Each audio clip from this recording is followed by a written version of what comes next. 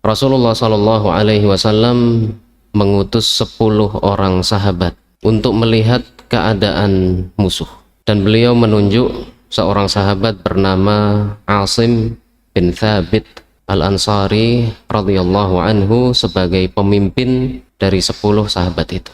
Tapi pergerakan mereka kemudian diketahui oleh kaum musyrikin, diketahui oleh Bani Lihyan atau Bani Lahyan, bagian dari sebuah kabilah besar yang bernama Hudail.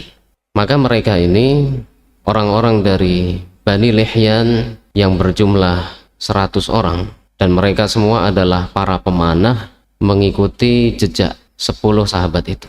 Ketika Asim bin Thabit radhiyallahu anhu beserta para sahabat yang lainnya mengetahui bahwa mereka diikuti, maka mereka berlindung di sebuah tempat, dan ketika itulah mereka dikepung oleh 100 orang Bani Lihyan.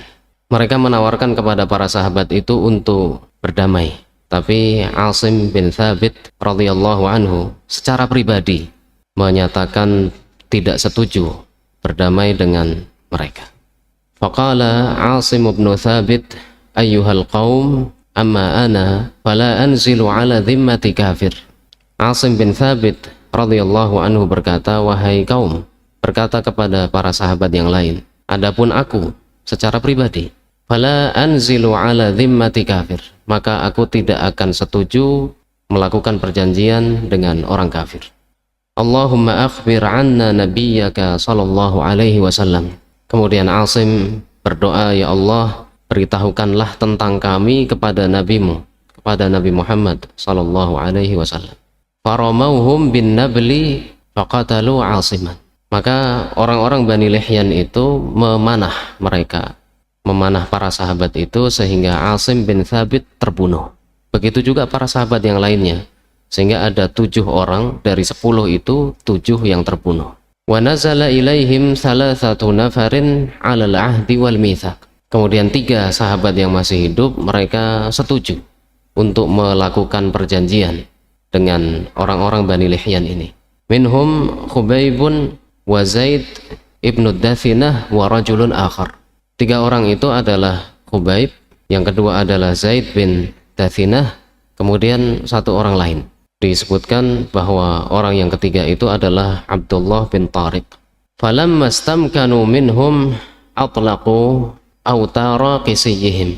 Ketika mereka memiliki kesempatan dan merasa mampu mengendalikan 3 orang ini, maka orang-orang dari Bani Lihyan itu melepaskan tali busur panah mereka. Farabatuhum biha. Kemudian mengikat 3 sahabat ini dengan tali busur panah itu. Qala ar-rajulu tsalits, hadza awwalul ghadri. Orang yang ketiga, Abdullah bin Tariq, dia mengatakan ini adalah pengkhianatan pertama yang terjadi. Jadi mereka berjanji tidak akan membunuh, berjanji akan melindungi para sahabat itu, tapi pada akhirnya mengikat mereka dengan tali busur mereka. Sehingga orang yang ketiga, Abdullah bin Tariq berkata, hadza awwalul ghadri. Ini adalah pengkhianatan yang pertama. Wallahi la ashabukum. Demi Allah, aku tidak akan mengikuti kalian. Inna li bihaula'i uswah. Sudah ada contoh dari para sahabat sebelumnya, yuridul qatla, yaitu mereka yang terbunuh. Jadi belum terjadi kesepakatan apapun, dan Asim bin Thabit itu hanya mengutarakan pendapatnya sendiri, tidak mewakili yang lainnya, tapi tiba-tiba mereka diserang dengan panah hingga terbunuh 7 orang sahabat. Fajarruhu wa alajuh. Maka orang-orang Bani Lihyan menyeret Abdullah bin Tariq dan memaksanya. Fa'aba an yashabahum, tapi tetap saja berusaha tidak mau ikut dengan mereka. Faqataluh, maka orang-orang Bani Lihyan membunuh Abdullah bin Tariq. Wantalaqu bi Khubaibin wa Zaid bin Dathinah. Sehingga mereka, orang-orang Bani Lihyan, membawa 2 orang sahabat, Khubaib dan Abdullah bin Ad-Dathinah. Hatta ba'uhuma bi Makkah ba'da waq'ati Badrin.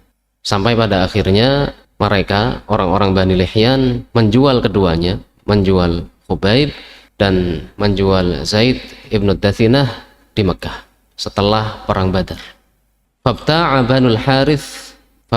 Banul Harith ibni Amir ibni Naufal ibni Abdi Manaf Khubaiban.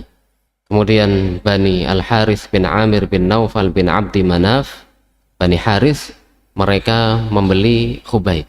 Wa kana Khubaibun huwa qatala Al-Harith yawma Badrin. Dan Khubaib ini adalah yang membunuh ayah mereka, yang membunuh Al-Harith pada perang Badar. Falabitha Khubaibun indahum asiran. Sehingga Khubaib itu bertahan di tengah-tengah mereka, di tengah-tengah Bani Al-Harith sebagai seorang tawanan. Hatta ajma'u ala qatlih, hingga pada akhirnya mereka sepakat untuk membunuhnya, ingin membunuh Khubaib. Fasta'ara min ba'dhi banatil Harithi Musa yastahiddu biha fa'a'arathu. Kemudian ini kisah selingan. Suatu ketika Khubaib itu meminjam dari sebagian anak-anak perempuan Al-Harith, meminjam pisau atau seperti silet. Yastahiddu biha, digunakan untuk mencukur rambut kemaluannya. Fa'a'arathu, maka wanita dari Bani Al-Harith itu meminjaminya, meminjamkan pisau atau silet kepadanya. Fadaraja bunayyun laha wa hiya ghafilah hatta atahu. Kemudian anak kecil dari perempuan itu, anak perempuan itu memiliki anak kecil, berjalan menuju kepada Khubaib atau merangkak menuju kepada Khubaib ketika wanita itu tidak menyadarinya. Fawajadathu mujlisahu ala fakhidhihi wal Musa biyadihi. Kemudian wanita itu mendapati bahwa Khubaib mendudukkan anaknya tadi yang masih kecil di pangkuannya, dan di tangan Khubaib masih ada pisau itu.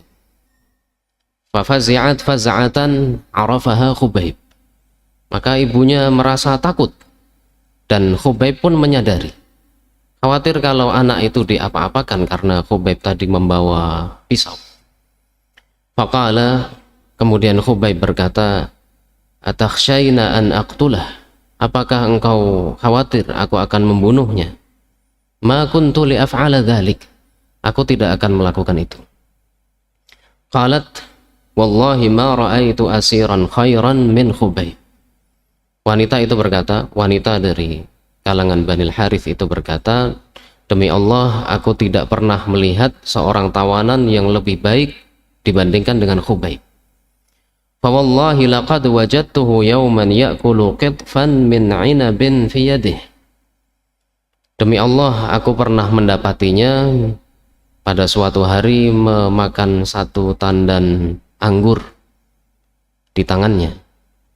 Wa innahu lamuthaqun bil hadid, dan ketika itu dia sedang dibelenggu dengan besi. Wa ma bi Makkah min thamarah, dan di Mekah itu tidak ada buah-buahan. Ini adalah karamah yang Allah tampakkan pada Khubaib radhiyallahu anhu sebagai seorang tawanan yang diikat dengan besi, tapi dia makan anggur. Padahal ketika itu di Mekah tidak ada buah-buahan. Wa kanat taqulu innahu la rizqun razaqahullahu Khubaiban. Dan wanita itu berkata, itu adalah rizki yang Allah berikan kepada Khubaib. Falamma kharaju bihi minal haram liyaqtuluhu fil hil, qala lahum Khubaib. Kembali ke kisah sebelumnya bahwa Bani Al-Harith ingin membunuh Khubaib. Falamma kharaju bihi minal haram liyaqtuluhu fil hil.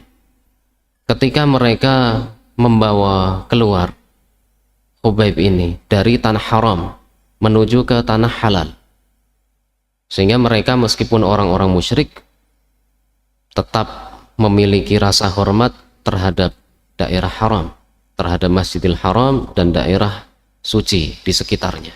Sehingga ketika akan membunuh, mereka pergi keluar daerah suci itu untuk membunuhnya di sana.